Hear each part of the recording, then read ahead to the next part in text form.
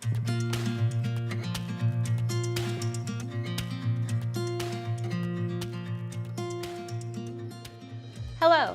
I'm Shauna Lawhorne with the League of Women Voters.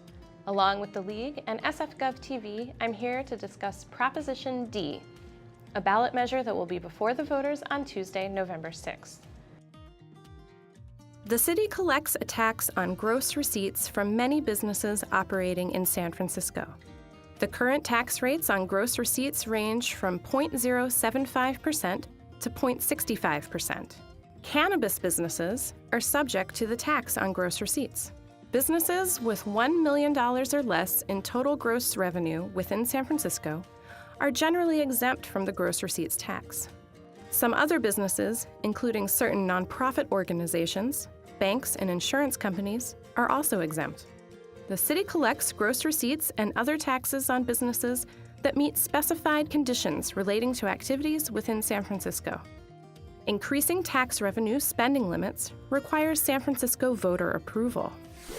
Beginning January 1st, 2021, Proposition D would impose a new gross receipts cannabis business tax of 2.5% on the first $1 million of gross revenues from the retail sale of cannabis products, 5% on gross revenues over $1 million from the retail sale of cannabis products, 1% on the first $1 million of gross revenues from cannabis business activities other than the retail sale of cannabis products, and 1.5% on gross revenues over $1 million from cannabis business activities other than the retail sale of cannabis products.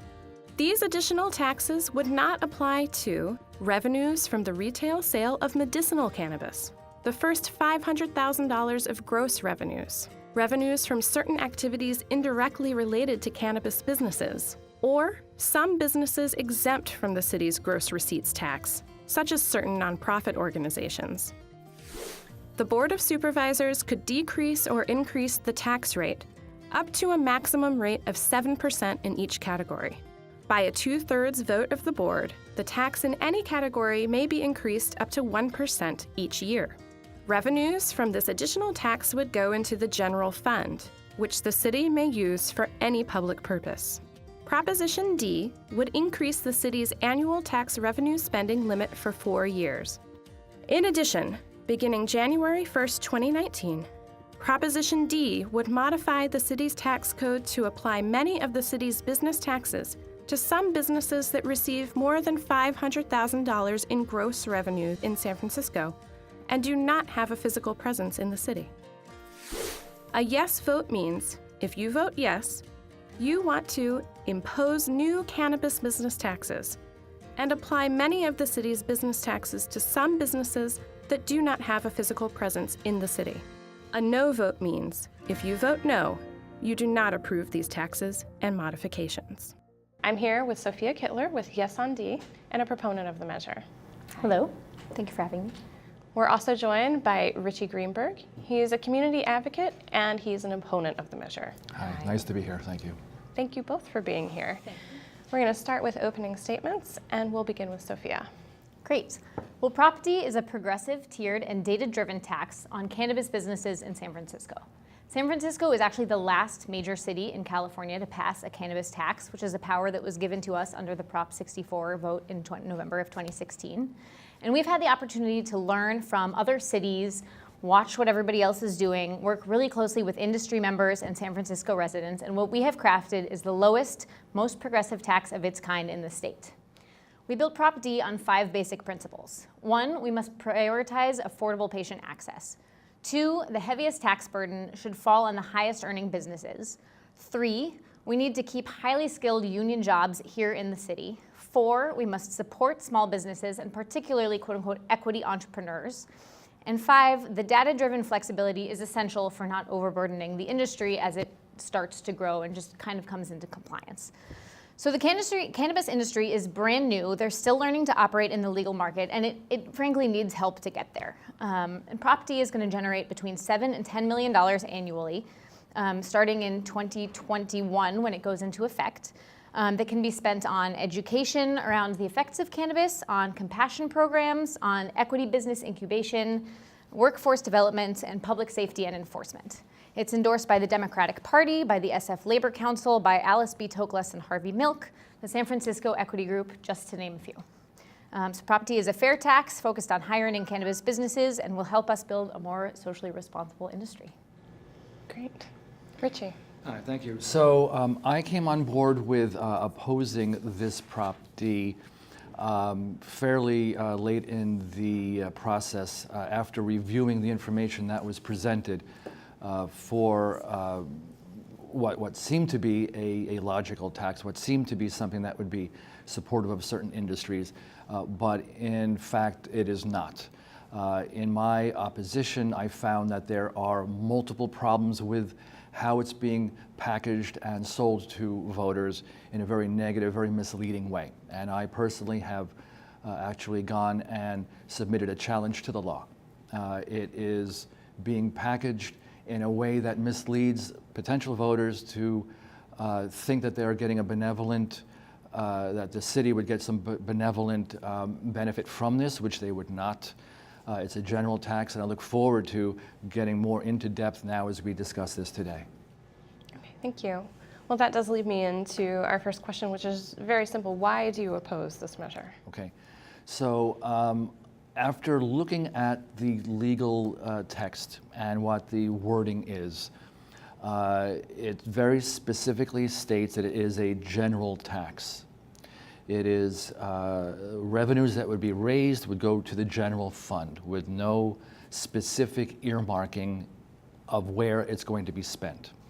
Then looking at what was submitted to go into the voter pamphlet, which we will all receive, the statements in there are completely not in sync with what the intention of it is. And as was mentioned, 4 or 5 different potential uses of where it would go, and that is not true. Funds going into the general fund can be used for any purpose that the city wants, including things that are unpopular. And so that plus a few other reasons is the main reason why I'm against this. To you, Sophia, why do you support this measure? So I support this measure because I do believe that the cannabis industry is something that the California voters have supported, something that San Francisco voters have supported.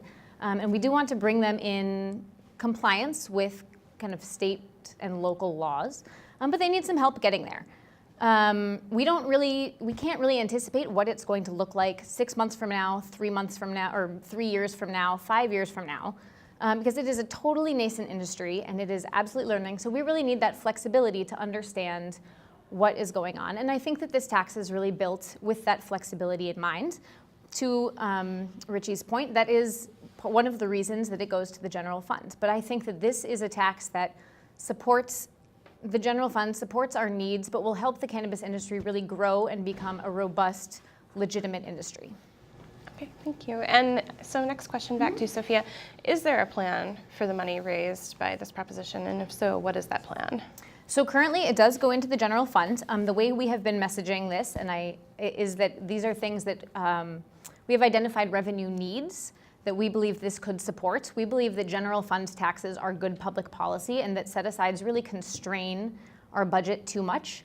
But the city has built a really transparent, thorough budget process that allows for lots of public input. Can you repeat the rest of the question? The plan for the money raised by this proposition. So we have, as I've said, we have a number of needs. We would like to, kind of as we did with the sugary beverage tax, create an advisory board, perhaps through Supervisor Fewer's commission on advising where that money should go. But we believe that these 5 issues, education, compassion programs, equity business incubation, workforce development, and public safety are the biggest needs. And we don't really think that there's an appetite to draw away from, say, homelessness funding or mental health services in order to fund that. So that's why we need this tax. Great. And to you, Richie, the opposition's view of the plan for the money raised by this revenue. So you cannot have earmarking. So what has been brought up cannot be specified how it's going to be used. There are those out there that love reading these feel-good buzzwords, thinking that, oh, this tax is going to be used to support A, B, C, D, and E. But by definition, it cannot be specified and earmarked. So in as much as you have people who would love to have a beneficial use in their minds of what would be beneficial to the community, the same funds that are raised could instead be going to something that's unpopular, say buying tasers, or to paying for raises that the city hall had and the mayor had just given a raise just a couple of months ago, I believe, and so it could be used to pay for raises of city employees or for pensions. So trying to focus on how would I like the money to be used, you can't specify that. Great. Closing remarks, and we'll start with Sophia. Great. So I think I would just really point to, we have 8, this was put on the ballot with 8 votes from the Board of Supervisors. We believe that we have a robust, transparent budget process that really understands what the priorities are, what the needs are. And I really believe that the voters of San Francisco understand that we have the power and the responsibility to keep the cannabis industry responsible, socially engaged, and that this is a way to do that. This is, again, the lowest, most progressive tax in the state, and it has been built with industry stakeholders. Mayor London Breed, Dianne Feinstein, Congresswoman Pelosi have all supported it. Again, we have the Democratic Party's endorsement, and I think that this is really,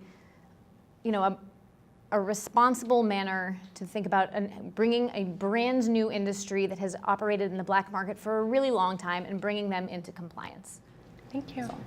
Closing remarks, Richard? Yes, so 5 of the 11 supervisors are those that have signed on to this. The other more progressive, left-leaning supervisors have not signed on to this. And there's a reason that they don't want to harm a very young business, which what would it do? It would raise the prices to the point that consumers would be forced to potentially go back to the black market.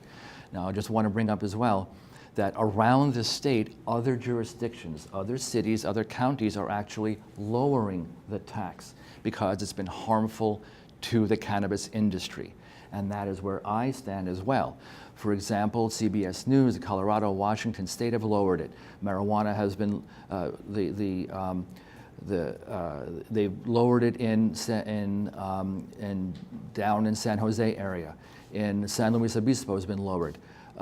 Even over in Berkeley it's been lowered. So around the area, we are seeing the trend now to reverse the tax. We don't need to be putting a tax on here because the ultimate 2 things that will happen is it will hurt the cannabis industry and it will force then those consumers, those who consume, to go back to the black market.